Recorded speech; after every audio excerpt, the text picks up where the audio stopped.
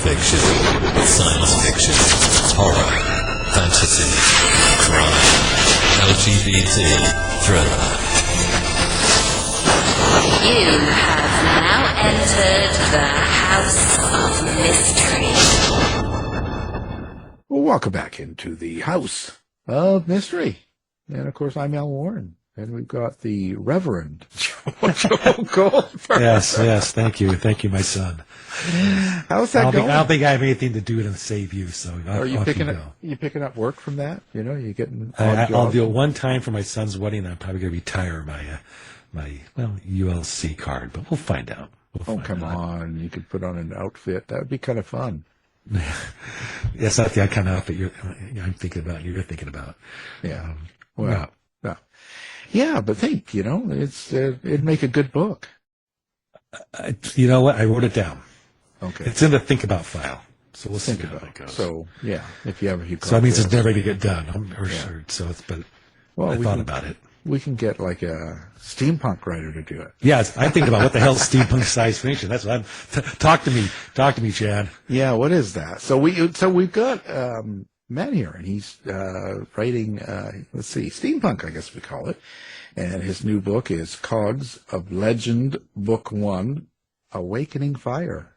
Chad Dulac, how are you doing? I'm doing great. Thanks for having me, guys. So what's going on? Like, for the old guys, like people like me in the room, because someone says to me steampunk, and I'm totally not understanding, because to me in the 80s was punk, right? So what's steampunk? Is that like you're blowing steam up a punk? I don't know. So anyway, so for the people that are not in touch with this type of writing, how do you describe steampunk? I've been asked that so many times, and my answer continues to change because of how many raised eyebrows or questioning looks. So the definition of steampunk is it is a retro, futuristic, Victorian era, industrial age, science fiction fantasy. And what all that means is if you lived in the 1880s, turn of the Industrial Revolution, and the world never changed from its technology aside from steam, then that culture, the look, the buildings, the fashion would all have been roughly the same. And then the only thing that really gets out there is the gadgets, the machines, and that's kind of that genre world that it lives in. Of that, there's two different sides to that coin. You'll see some steampunk that is fantasy-driven, where they'll incorporate magic and different types of creatures that exist in their world. With that, you're going to find two parallels. One's going to be a new world, made up all by itself like I do in my book, and then you also have those versions where they exist in Earth, but England changed, Paris changed, all the existing countries are here, but it's written in that backdrop.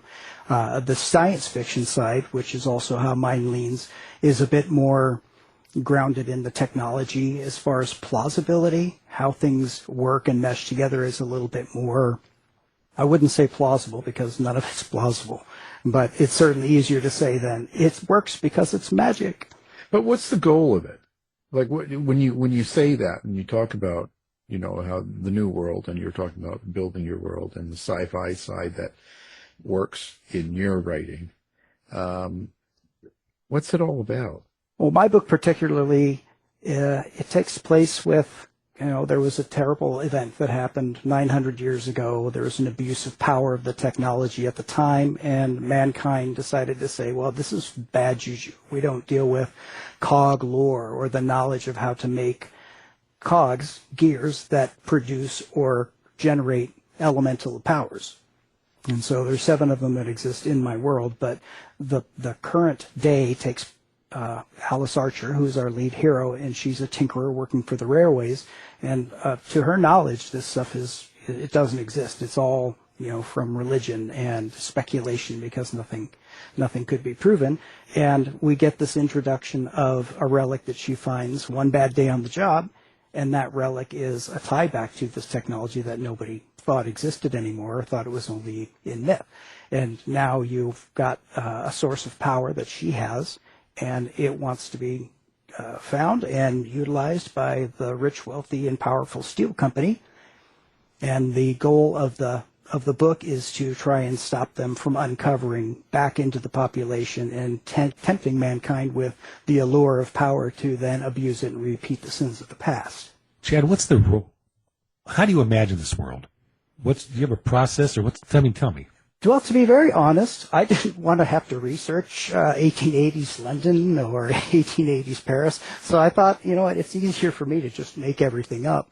And with that, I started with one continent where everything was going to take place. I kind of named what I wanted to do, and obviously I tried to make them reproducible and repeatable.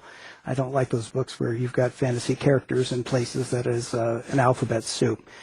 So trying to keep, an origin around some of the first few locations, and then anytime I needed to expand further, I would do a decision-making process with how do I want this to be, how big do I want this city to be, and once I finished that, then I went bigger. I always tried to push myself to go bigger. There's a three-masted sailing ship in the harbor, right, but what's bigger? There's a train that she works on, right, but what goes bigger? And that's why you've got these 3-story tall, double-wide locomotive trains that take over 4 rails, and skyships that are, over 300 meters long with giant steam mechs. So I wanted to keep everything fantastic. I didn't want to necessarily ground it in, I guess, more plausibility. I didn't want that gritty, character realism per se. As far as what the world was. The characters are very relatable, and the tasks that they do are associable. But for the scope of the world, I just wanted to let my mind go loose and see what it came up with. So are there any parallels between that world of your imagination and today's world? Or is it just all entertainment? Forget it. It's something, lose this century, let's go someplace else. Right. There isn't really any tiebacks to our world, as we call it. With that, I even have to be careful about using Roman or French words.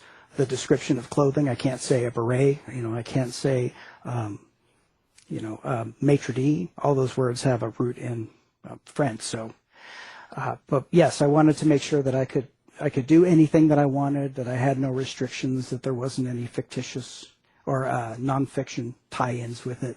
If you need information on the 1880s, you can always just call Joe. Yeah. I'll tell you, I was there. I stubbed my toe in Paris. Yeah, he was about 20. Baguette. He was just in college then. Yes. Well, but when I look at this, I think so. This world building, this whole concept of what you're doing, is that the most time consuming when you put together a book, is getting that done?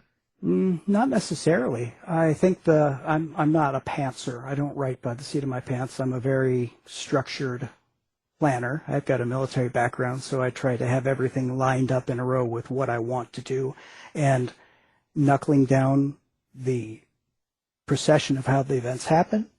That seems to be the thing that takes the most, making sure that I've got the secrets that drop when they're supposed to. So the functionality of how the story unfolds, to me, is easier. And I'll give you an example. I'm currently writing book 3, and one of my characters, the lead character, Alice, rolls into a train station in a brand new place that she's never been before, and I'll make it up as I go. I have a vision in my head of what it is, and then once I start describing it, kind of takes on a life of its own, and employ the 5 senses. What do you see? What do you smell? And then move the characters through that in dialogue as if the scene is set. Now the actors can talk and do what they like. And so, one of your characters, like you said, Alice and stuff, one of your lead characters or your lead character. How do you write a female character like that? A lot of the reasoning behind why I made Alice Archer the lead protagonist in the book wasn't because I felt more comfortable writing a woman, but there's a lot more emotional range. There's a little bit more revealed vulnerability at situations that you can push the depth of that character more for that. Everybody has these emotions, not necessarily everybody shows them. And I have a very long history of reading fantasy books. One in particular was Terry Goodkind's Sword of Truth series. And within there's a second lead character, and her point of view, how I read that multiple times, was an influence to, hopefully understand it. No man will ever really understand a woman, but the hope is to, when you feel something, being able to portray that and to try and pull the empathy from the reader. Chad, traditionally books have good people and bad people. In your steampunk sci-fi world, I'm assuming Alice is a good person. What's the bad in your world? The bad guys, the lead antagonist is the Steele Company. And the Steele family was, I guess, there at the right place at the right time 150 years ago when they uncovered the legendary Cog of Power in this giant 300-foot wide gear that produces electricity when you hit it, sits underneath the city. They built a whole city on top of it, and they were the ones who got the patent. And so when they built this monolith, this giant city, everything that came to them, they controlled the infrastructure, they controlled the power, and with any long-term success or mogul, they rose to power and broke out of industry too. Now they run the trains, they've got an armory, they have a kinetics branch, they actually do private security for the town instead of like a constabulary. And with that, it's always a rise to do more. They want to have the next latest gadget and thing. And the source of contention is Alice finds this fire device, this fire relic in a cave, and once they realize this could be a tie back to the technology of the past that was lost, if we can get our hands on this, we can reverse engineer it and then monopolize on it and corner the market, because if everybody wants a piece, they're going to be the wealthiest company in the world. And with that, there's three main villains that are introduced in this. The first is Darius Steele, so he is the president. He's the big end guy that we're going to see go throughout all of the 8 books that I'm writing. The next one is Servo Switch, who is the CEO, and he's a little bit more of the the hand that goes out and breaks the fingers or steps on people's necks whenever he needs to get done what Mr. Steele needs done. And then with that is his assistant, his legal counsel, Millicent Graves, who is also a quasi non-official love interest that engages with it. And they, Millicent and Servo, are the two that are seeking and go to extremes to try and take back or take from Alice what she has. So did you build how did you build the personality of your bad characters in your world? Is there something that they have as a trait that's, because you didn't tie it to this world, so what emotion, what reactions do they have in your world? For when I create most of my characters, I have a very culturally diverse world. I have similarities, so Jorans are Irish, Kravians are Russians, Farians are Greeks or Southern European. So I tried to base the look of what I want the characters to be, and then Servo has a mechanical iron hand that we don't actually know how he lost it. And the sinister nature, kind of tie that back to a mobster. So 1940s, again, he's not actually a mobster in the sense, but the gruff, I don't care about the peons below me, you should do your job and be grateful, you don't need a thank you. And of course, a passionate drive to want to please their boss, and that works from Millicent to Servo, and Servo up to Darius. And with Millicent, I wanted a little bit more of that sly, sensual character, but highly intelligent. Somebody that's an equal to Servo, but by her hiring standards is an assistant for that role. And Servo's machinations don't really extend to try and take over the company. He wants to be always in his boss's favor, and that's why he's not afraid to get his hands dirty. So, what's your relationship with these characters? How do you see them, or feel them, or hear them, or how's that work for you? Servo's got a very curt tone, extraordinarily condescending. I would say that his accent is, a little Greek is the best way I can describe it. It's not overly thick, but and Millicent has that very Catwoman type of appeal, very, I don't want to say slinky, but she certainly has a silken character to her voice and a very playful conversational nature. I wouldn't say puns, but certainly a witty repertoire. And Darius has, I know it's funny just to throw culture in there, but his personality is very Wakandan for those Marvel fans out there who've seen the movies, and how Chadwick Boseman portrayed that tribal dialect sort of sound. So he has this almost, you don't think he's a bad guy because he talks so plainly. He's just upbeat and, hey, welcome, good to see you. What are you up to today? And, by the end of the conversation, he's like, don't fail me or else, kind of a thing. So he's got a little bit of threatening confidence, but he doesn't have to use it through his projection. Chad, when you write, who are you writing for? Let's say your market. That's a bad word, but what's your reader looking for? What is your reader? Who's going to pick up your book and say, aha, thank goodness. Yeah. The steampunk community it's very niche, but it is so diverse for that Victorian culture. Those are the people that I'm writing this for. When I decided to become a writer and I chose this as my genre, which, as you said, isn't necessarily catering to current market trends, I did it because I love it. I love the culture with it. I like the style. And when I came up with the idea of the world and how it's actually going to end and how epic, and when I say epic, this is world-spanning, world-ending kind of stuff.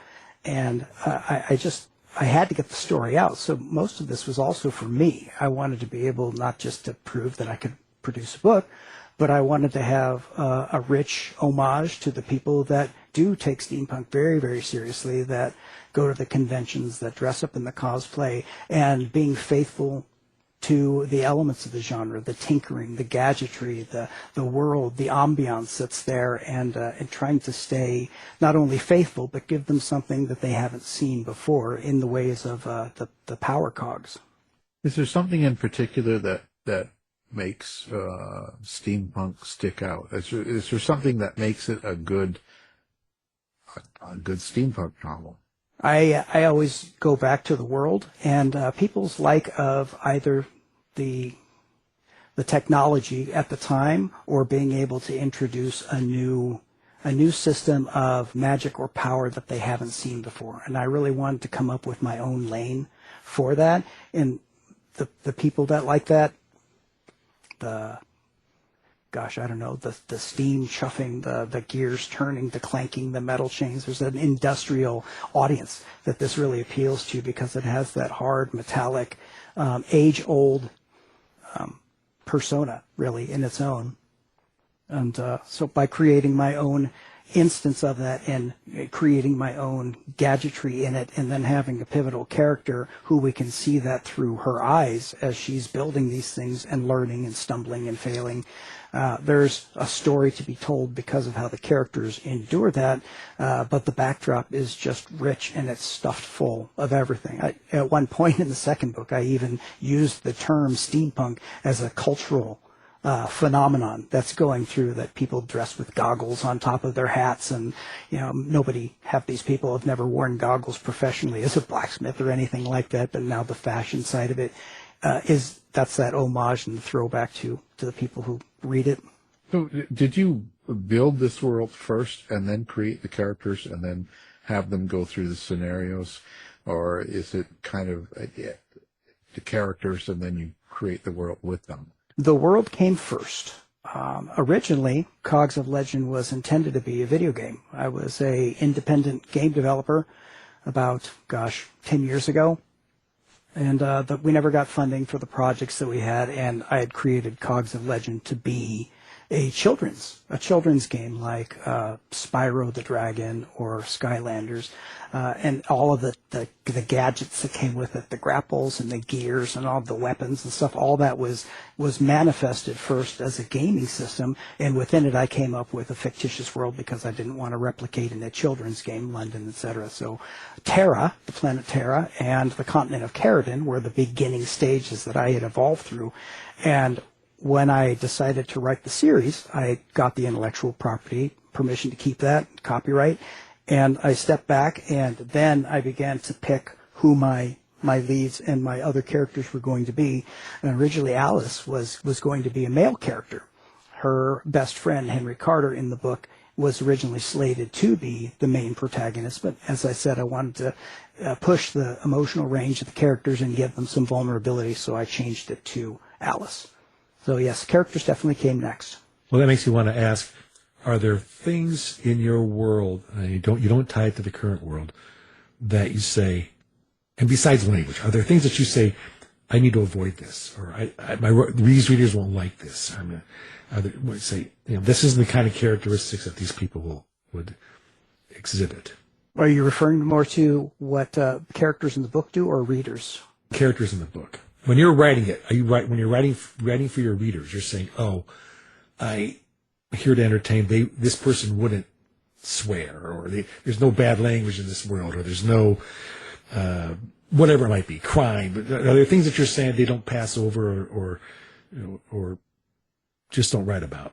I really hadn't gotten too far into the taboos. I guess the biggest thing is you don't go against the power. Within every place, there's an authority, police. And then obviously in the larger places, there's the influence of the Steele Company. But it isn't hyper-militant. It isn't overly Gestapo.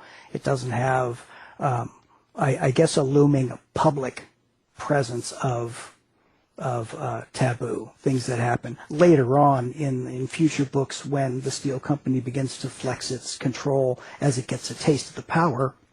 They will become very, very prominent, and there will be a public fear that comes from them because they'll have enormous steam-powered walkers policing the streets, or they'll have skyships filling, blotting out the sun because they've got these giant gunships floating around looking for other things.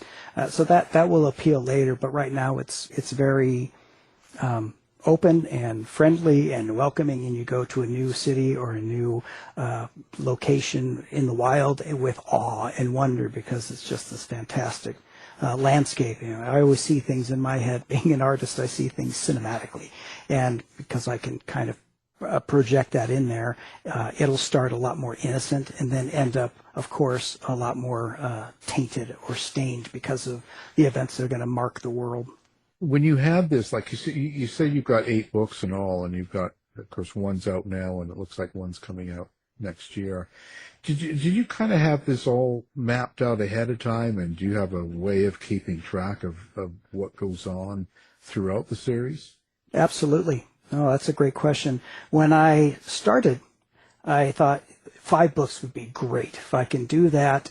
And there are 7 Cogs of Legend. There's fire, water, gravity, power, brawn, which is the manipulation of density, light, and time. So of those 7 elements, there were 7 Cogs of Legend. That was the cause of the cataclysm that really rewrote the face of the world and is the taboo source. And throughout these books, those legendary cogs are sought after by the Steele Company in order for them to try and recreate what was wrong and succeeds to get we'll call it a mulligan or a MacGuffin, and whatever they're trying to get, they go after these cogs.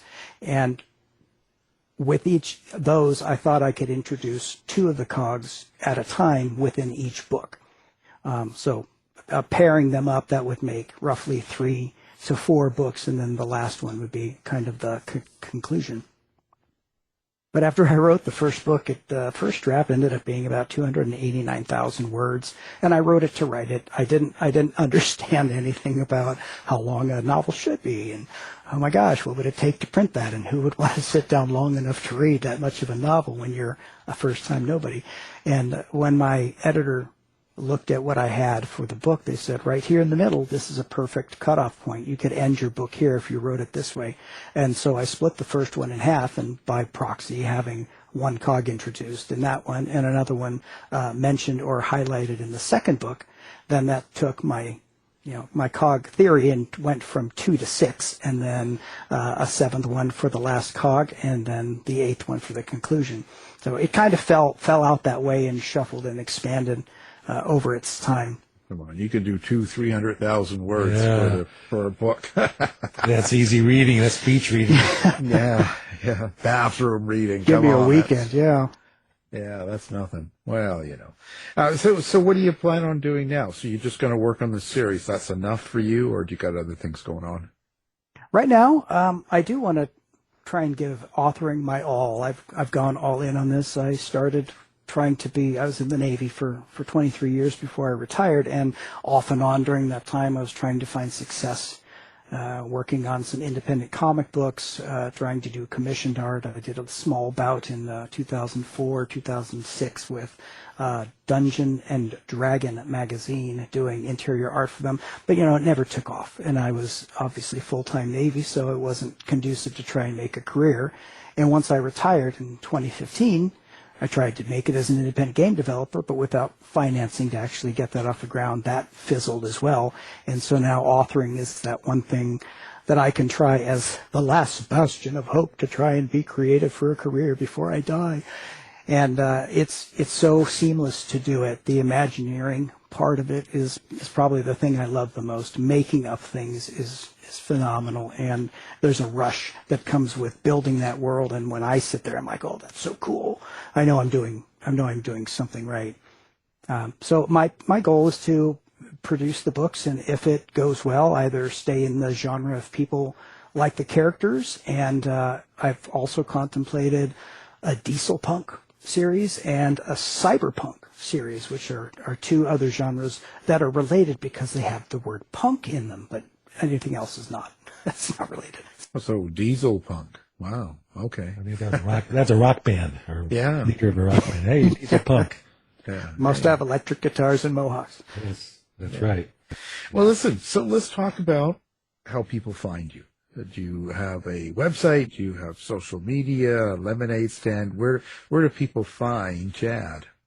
Well, I live in my mom's basement. I'm kidding. I'm self-sufficient. Okay. No, I do have a website. It's www.chaddulac.com. I made it so easy, even I couldn't forget it. But it's mostly just an informational snapshot of what the books are, an introduction of the characters, and a subscription place landing page for a free novella to get readers involved with it. I am on Instagram. I'm barely on TikTok, and I'm also on Facebook, and I'm building those presence. I've only been an author for a short time and have months worth of trying to build that brand, but I'm trying to stay consistent. So I am out there, and with Chad Dulac, that's not necessarily the most common name. So 9 times out of 10, if you find one online, it's usually me. Yeah. Well, and once you get really famous, there'll be lots of people copying you. So, of course, I better say the IPs and get the .nets and the .orgs. Yeah. You have to be careful. I don't know how many Joe Goldbergs are out there. I'll tell you, tons. Don't get me started. I'm a serial killer if you watch you, right? So yeah. Well, there you go. Well, we'll put all that up on our website so people can find you easily, and wish you the best of luck. Thank you so much. I appreciate that. So we're talking about the Cogs of Legend, and Book 1, The Awakening Fire, is out now, and Chad Dulac. So look him up and say hi. Thank you guys for having me. This has been a production of the House of Mystery Radio Show. To find out more about our show, guests, or hosts, go to our website at houseofmysteryradio.com.